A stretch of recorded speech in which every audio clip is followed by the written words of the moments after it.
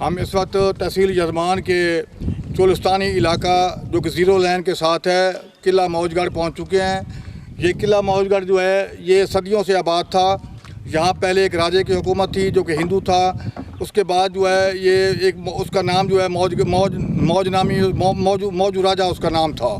یہ zero line کے ساتھ کر کے یہ قلعہ آتا ہے۔ پہلے جو ہے یہ دریائے گھاگھرا اور دریائے ہاکڑا یہاں پر بہتے تھے۔ اس سے پہلے یہاں آبادی تھی، یہاں پر کافی سارے شہر تھا، یہاں پر یہ لوگ آباد تھے۔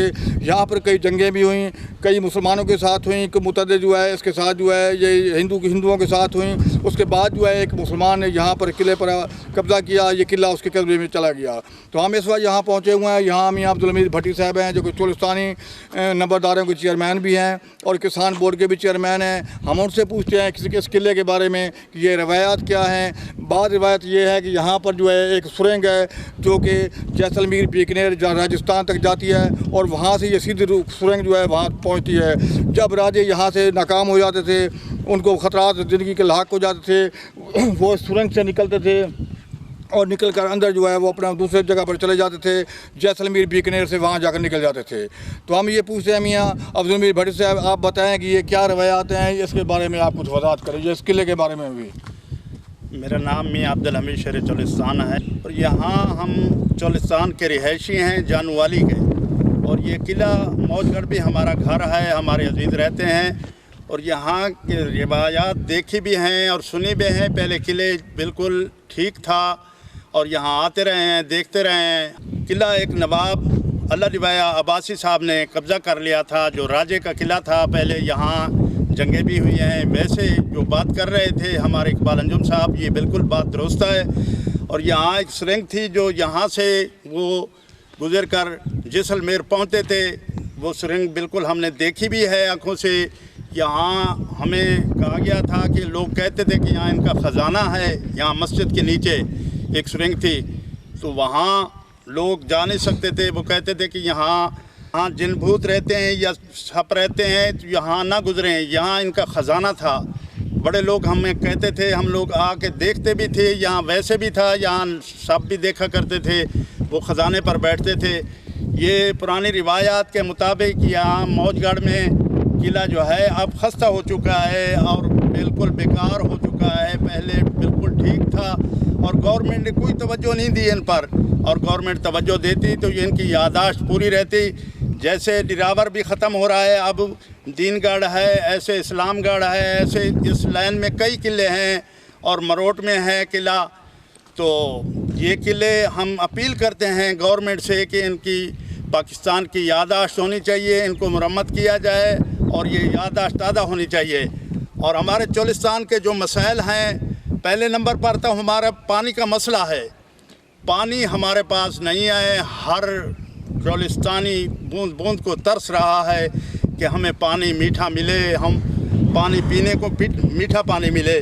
یہاں ایم ڈی نعیم بخاری صاحب نے کچھ بندوبست کیا تھا، 4 گاڑیاں دی تھی۔ وہ لوگ یہاں پانی پینے کے لیے 8 دن میں 2 دفعہ پہنچاتے ہیں ہفتے میں، تو وہ ان سے گزر نہیں ہوتا۔ ویسے وہ مجبوری کے تحت ہم پی رہے ہیں، اور یہاں کتے اور کھوتے جانور اور انسان کٹھے پیتے ہیں پانی۔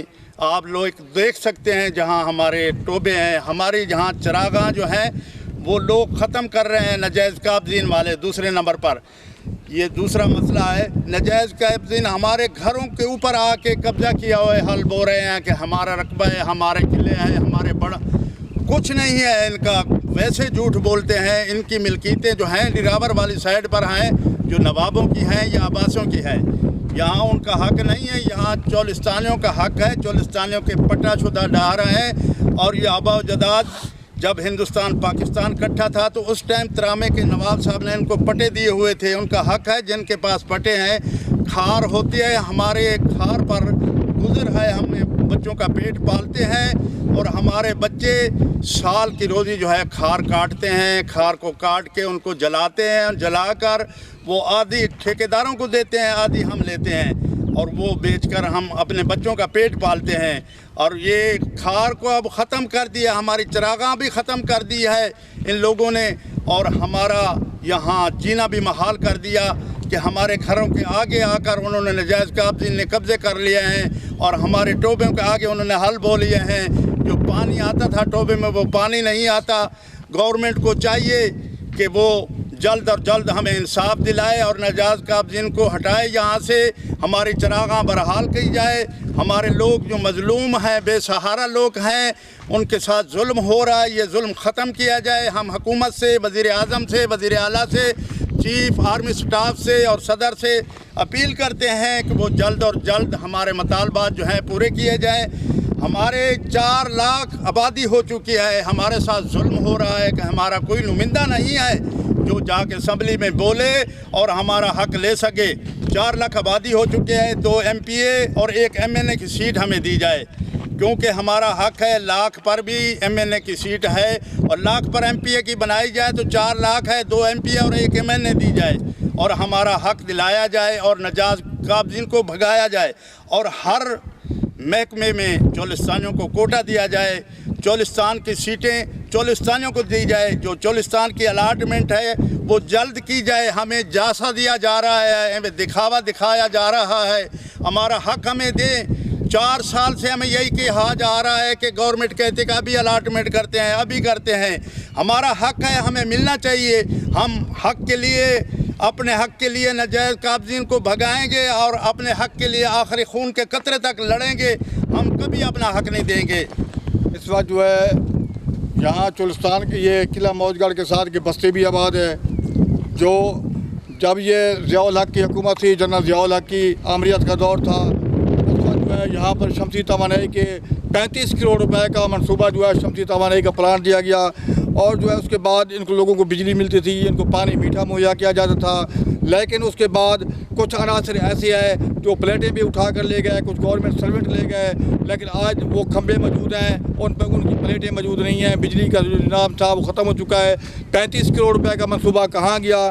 یہ ایک لمحہ فکریہ ہے اور یہ پلیٹیں کہاں گئی، کون اٹھا کر لے گئے، یہ سوچنے کی بات ہے. حکومت کو اس پر تحقیقات کرنی چاہیے کہ 35 کروڑ روپے کے جو پلیٹیں تھیں وہ کون اٹھا کر لے گئے ہیں.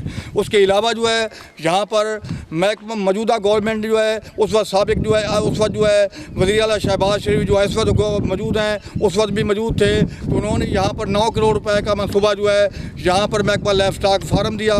جو یہاں پر نہ تو مویشی ملتے ہیں، نہ کوئی سہولیات میسر ہیں، نہ محکمہ امور حیوانات کی ٹیمیں ہیں، نہ ہی ان لوگوں کو جو ہے مویشیوں کے لیے گھاس دی جاتی ہے. اس کے علاوہ جو ہے 9 کروڑ روپے یہاں ختم ہو گئے، وہ غبن ہو چکے ہیں. اس کے علاوہ چاپوں والے میں بھی یہی کچھ ہو چکا ہے، جام سر میں بھی یہی کچھ ہو چکا ہے. یہ جو ہیں یہ منصوبے سب کے سب ختم ہو چکے ہیں. ہم حکومت سے بلکہ نیب سے اور chief justice supreme court, chief justice high court سے مطالبہ کرتے ہیں اس پر فوری طور پر جو ہے خود نوٹس لے. یہ 9 کروڑ روپیہ کہاں پر گیا ہے اس کا بھی فوری طور پر نوٹس لیا جائے. 35 کروڑ روپیہ کہاں پر گیا ہے اس کا بھی نوٹس لیا جائے. اقبال انجم، روز نیوز، منڈی جرمان.